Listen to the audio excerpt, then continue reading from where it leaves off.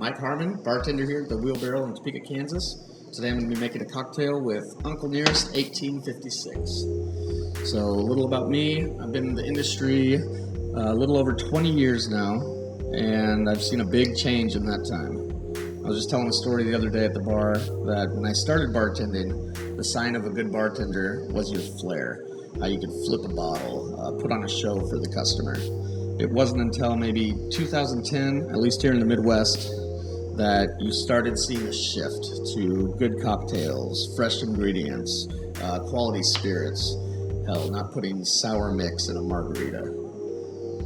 Around 2005 or so, I took some time off, went back to college, studied history, which taught me how to research correctly, and I dove headfirst into every pre-prohibition cocktail I could get a hold of, reading every ingredient, learning the patterns, being amazed at how much more complex bartending was in the 1800s than it was today.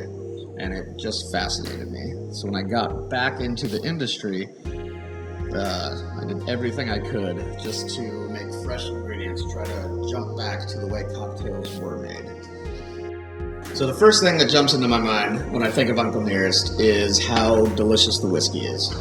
But the second thing that comes to mind is how Uncle Nearest was the founding father of Tennessee whiskey, and in particular using the Lincoln County process to filter the spirit through charcoal to take out some of those impurities and the more harsh tannins to make it a more well-rounded drink. On the cocktail side, there's a similar process made famous by Benjamin Franklin in the US at least, where you milk wash a cocktail. So you send the cocktail through milk and it'll curdle, and you use those curds as a filter to again take out some of the impurities, the more harsh tannins, and make it a more well-rounded drink. I thought combining these two processes made perfect sense when creating an Uncle Nearest signature cocktail. That being said, let's head to the bar and give it a shot. So I'm going to start by making a honey tea syrup. I'm going to make this a little less sweet than I would make a typical syrup.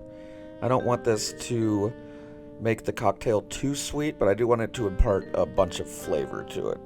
So I'm just doing half a cup of honey, 1.5 cups of water that I'll then seep some black tea into, and then I'm going to fortify it with 1.5 ounces of Cynar to both stabilize it, make it last a little longer, and again add a little more flavor to make it more complex than just a basic syrup.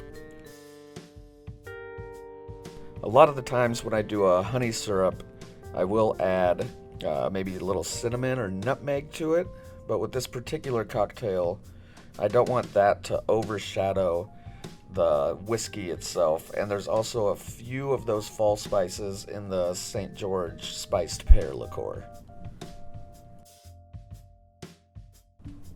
Moving on to the cocktail itself, I'm going to do 1.5 ounces of Uncle Nearest, 3/4 of an ounce of St. George spiced pear liqueur, which is a cool ingredient to use in this particular cocktail, since they are the oldest craft distillery in the U.S.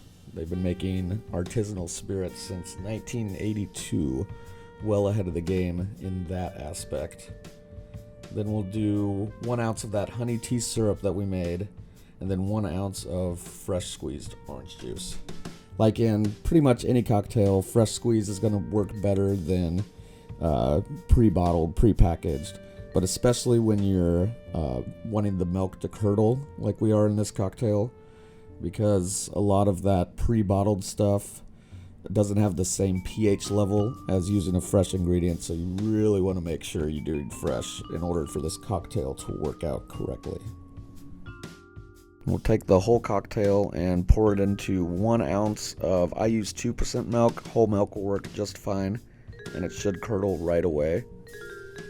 To strain it, I'm going to put it through a coffee filter.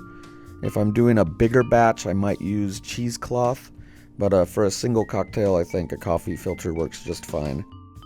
And this is where patience is key, because it will take a while for this to clarify. At the bar, if we're going to make a cocktail like this, we're definitely going to batch it out just to save time, but at home, single serve is great. You will see a vast difference between the pre and post clarification process, you'll taste a vast difference too.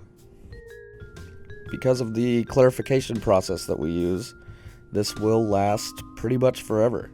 So if you make a single serving and end up liking it, you can try batching it out and always having a little bit on hand.